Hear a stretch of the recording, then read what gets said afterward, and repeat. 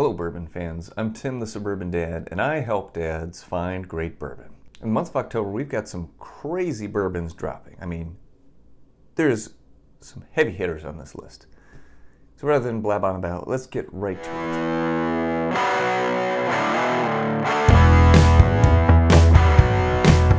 it. First off, I expect this month in October for Midwinter Night's Dream Act 11 to be coming out. I don't have any current price. I don't have proof point on it yet. Last year I bought Act 10 for 120 bucks. It's a good whiskey. It's just, it didn't wow me enough to warrant the price tag. So for that reason, I'm not going to be actively hunting Act 11 so far. And of course, October is the month that the Buffalo Trace Antique Collection drops. So that's the 5, again, heavy hitters. We got Eagle Rare 17 year, we got Sazerac 18 year, we've got Thomas H. Handy, we've got William LaRue Weller, say that fast 5 times, and George T. Stagg. I've only seen a couple of these bottles in person, like once, in a store, and they weren't even for sale. They were being held for a raffle. Good luck hunting these. Of those 5, George T. Stagg is my unicorn. That is one that I would pay more money than I've ever paid for bourbon before just to try it because of how famous it is. If you ever come across one of those 5 bottles at retail price, I want you to let me know right away, because that would just make my year knowing that somebody found that for retail price. Now, a raffle or drawing is one thing, but like if you walked into a store and they had it there and they let you buy it for retail price, that's like winning the lottery to me.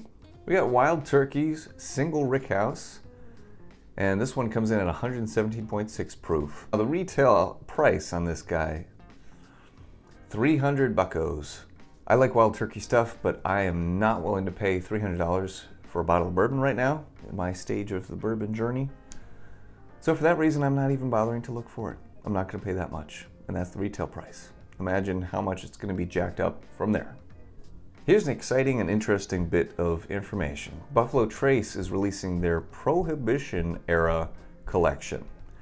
Now, Prohibition, of course, was from 1920 to 1933. 13 years where alcohol was illegal, unless you had a doctor's prescription. Could you imagine your doctor prescribing, oh, yes, you're very depressed these days, you need some whiskey. Oh, these headaches that you're having, try some whiskey. Anyways, the George T. Stagg Distillery, which now is Buffalo Trace, had a medicinal whiskey license. They were one of only 5 or 6 distilleries in the country that had this. So they were able to continue making whiskey all throughout those 13 years of Prohibition. So to celebrate that, they released 5 different expressions. Now all of these are 375 ml bottles. First one is Old Stag. Yes, that's the granddaddy, great-great-granddaddy of George T. Stagg and Stagg Jr. This one comes in at 132.4 proof. We got Golden Wedding. This one is a rye whiskey. It comes in at 107 proof. Now, there's a whole description on their website about these. Most of them are about the distilleries and the history behind it. I'm not going to go into all that jazz with you guys. If you want, just go look on their website. They have it all laid out. There's one called 3 Feathers. It's 100 proof, and it's a blended whiskey, which I'm assuming is rye and bourbon, but I don't know because they don't specify. They just say a blended whiskey. Now, the logo is 3 ostrich feathers, which is supposed to portray the fanciness of this whiskey. Back in the day, ostrich feathers were fancy, rich people stuff. There's one called Walnut Hill, and it's 90 proof. That one is named after an expression that was overseen by Albert Blanton himself. Yes, good old Albert Blanton. The last one is called Spiritus Frumenti, and it comes in 110 proof.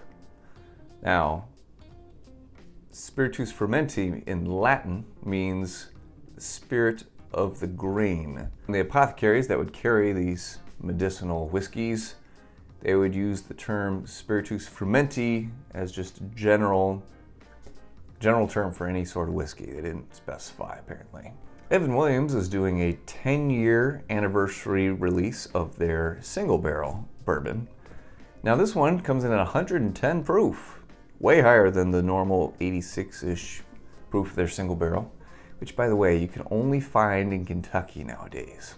And the price has gone way up. It's like 45 plus bucks instead of $29.99. You used to be able to see that here in Missouri. Old Elk has released their Cigar Cut Island Blend. Now this one has 4 different finishes to it. It's got port, sherry, sauterne, and rum finish. And it comes in $130 retail, 110.7 proof. Those finishes do sound really tasty, I must say. I've only had Old Elk one time and I was not impressed by it. I don't even remember which expression it was. I just remember it had kind of a musty taste to it. These finishes, those sound really good. So as long as the base whiskey is at least halfway decent, it should be pretty tasty. Is Old Forester 1924 really going to happen? I'm still waiting on that one. Haven't heard any further updates. We'll let you know if I do. And on the list of things I'll never see for retail, or maybe not even at all, the Pappy Van Winkle collection is being released this month. So you got the 23, you got the 20, the 15-year Lot B, the 12-year expression, and the 10-year-old Rip Van Winkle. They also have a rye, I believe it's 13-year.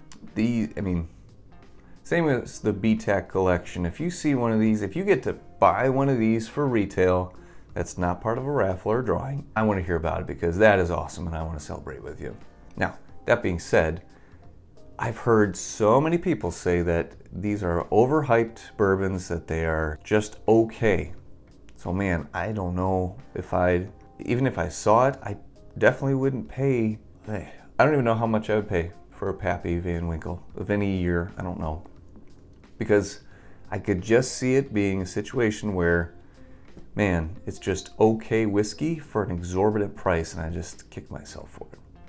So I'll have to try it one of these days somewhere, somehow, and be able to decide in my mind, okay, yes, this is worth paying extra bucks for if I come across it.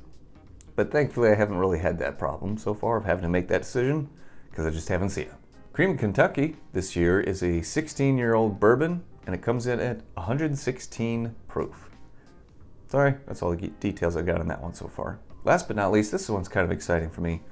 Yellowstone is releasing a new expression, a toasted finish bourbon. So this one comes in at 100 proof. Their normal standard bottle is only 93 proof, so I appreciate the bump up in proof points. Recently I got to try Elijah Craig Toasted Barrel and Michter's Barrel Strength Toasted Finish Rye. Both of those had a very strong marshmallowy flavor to it, which I attribute to the toasting. So I'd be very excited to try Yellowstone's 100 proof bourbon. I don't know how much it's going to be. I wouldn't imagine it's going to be super pricey, so I'll be on the lookout for that one for sure. I like Yellowstone stuff. There you have it, bourbon fans. Let me know if you're able to find any of these bottles that I just went over. Any one of them would be something to celebrate if you found it, especially at retail price. Until next time,